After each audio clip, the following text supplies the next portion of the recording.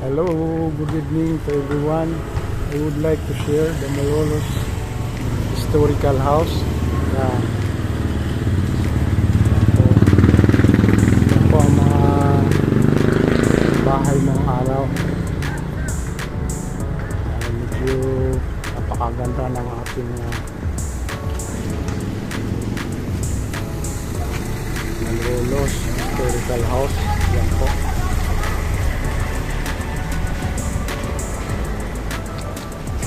Dito sa may bandang likuran ko. Ayan po.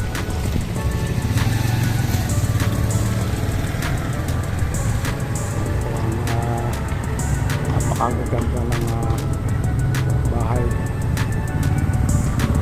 Banda doon sa may unahan po ay yung Immaculate Conception Church.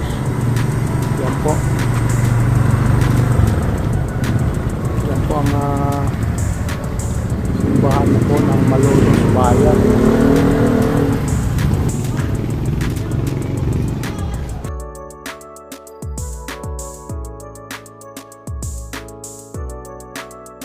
Yan po.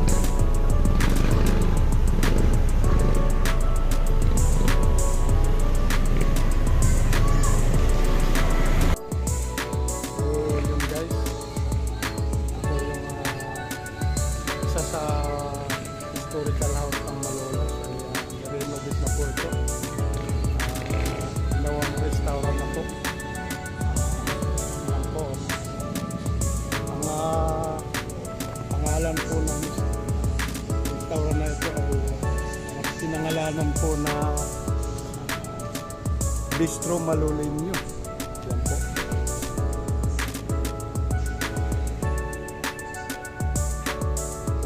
Home of Bulacan, Authentic Heritage Cuisine. Yan po. Sa mga kababayan po natin na hindi pa nakakaalam sa lugar na ito. Ito po ay beside lang po ng ating Malolos Church. Sa gilid po lang. Tabi po ng McDo. Sa mga kababayan natin para na rin sa kanilang kaalaman. Yan po. Napakaganda ng komportable po sa mga tama-tama sa mga kababayan natin hindi pa nakakaalam sa lugar na ito. Maraming salamat po. So yun po, kaibigan, kapatid. Ito po ang Cathedral ng Malolos. So, ito po ay tinatag ng mga Agustino bilang parokya ng Malolos sa patronato ng Nuestra Señora de la Immaculada Concepción po.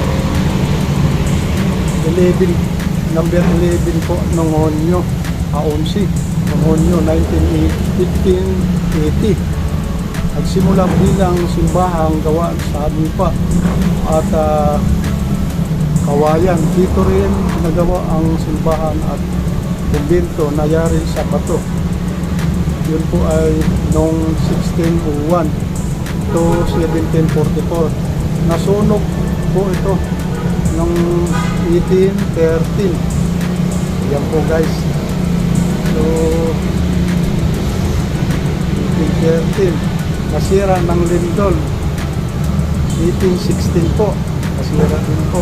Pinangunahan na Padre Nelson Fernandez Usak. Yan po. Si Padre Nelson Fernandez. Ang pagpapatibay sa simbahan gawa sa bato noong taon 1817. Ito yung sinaayos ang kumbento at ang harapan ng nito noong 1819. Yan po guys. At muling niyanig ng malakas na lindol noong Atris noong Hunyo 1863. Dito nangyari ang makasaysayang pagdulog ng Ken Valeriano Miller upang makapag-aral ng wikang Espanyol.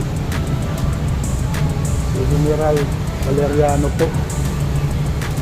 Noong 12 Disyembre 1888, nagsilbing tahanan ni Pangulong Emilio Aguinaldo.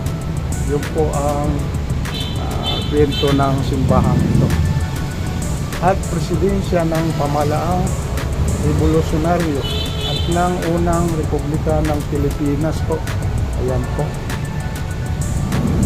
Yan po ang kasaysayan ng simbahan ito. Gawin tayo dito po sa may bandang gitna. So para na rin sa kaalaman ng lahat. Yan po. Yan ang pinaka-entrada ng simbahan.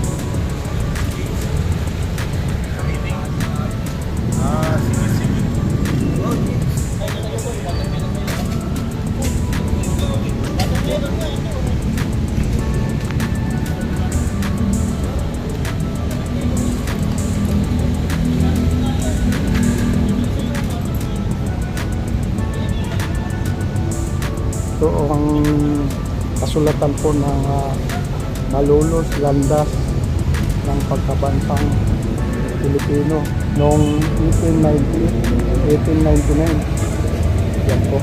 Saksi ang pook na ito sa pagkabansa ng Pilipinas.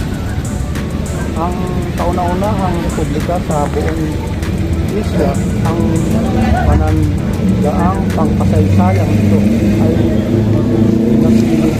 nayaan sa Republika sa ika-125 na anibersaryo ng kalayaan at pagkabansang Pilipino noong 12 Hunyo 2023 Marso 2026. Yan po ang kwento ng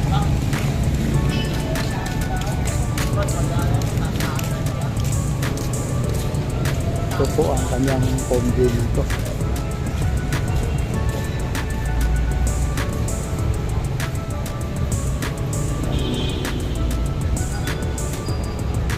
Kalakihan po ang kanyang ating convento. Po hanggang doon sa dulo.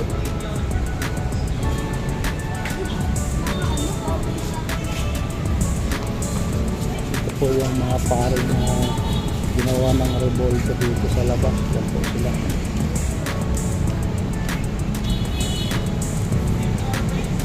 Nakapalot na sa lito. Ang ating pong Nazario na ay nandito po sa labas na. So sa mga kababayan natin na gustong magturik ng kanilang kandila o mag-wish na rin ang kanilang gusto sa buhay, dito po sa labas na kalagay ang ating turikan ng kandila. Yan po ang ating pong Nazario.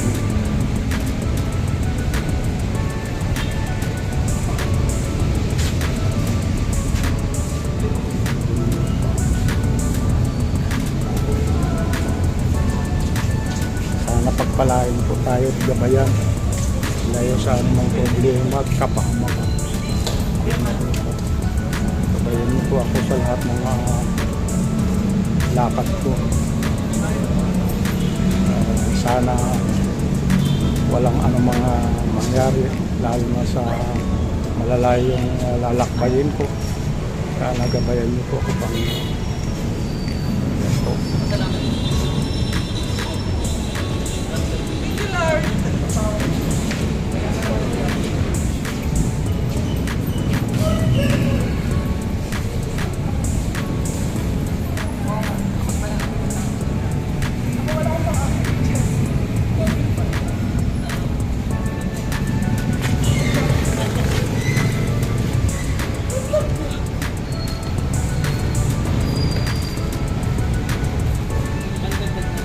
Po yung dating munisipyo, pero ngayon nailipat na po ito sa may bandang MacArthur Highway, sa may convention.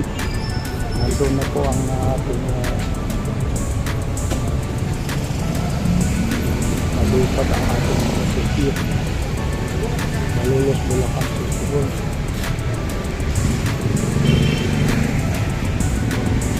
At ito po yung pinaka-entrance ng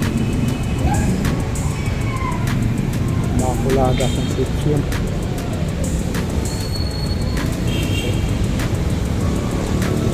Ang entrance nila, ang entrance ng simbahan na ito.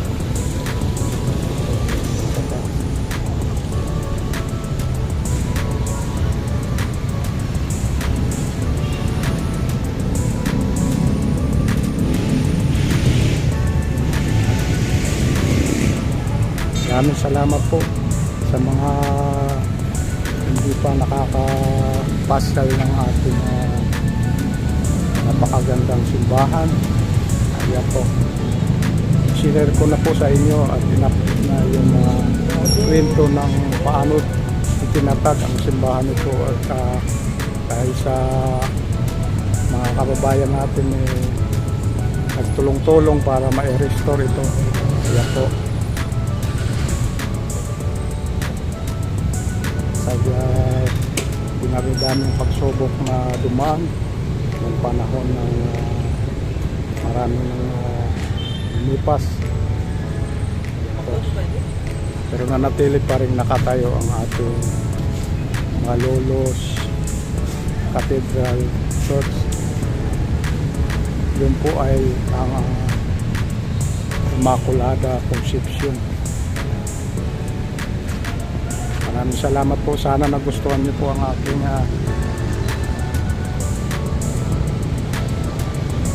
adventure this evening. Sana wag po kayong magsasawa. Supportahan niyo rin po ako sa aking munting channel.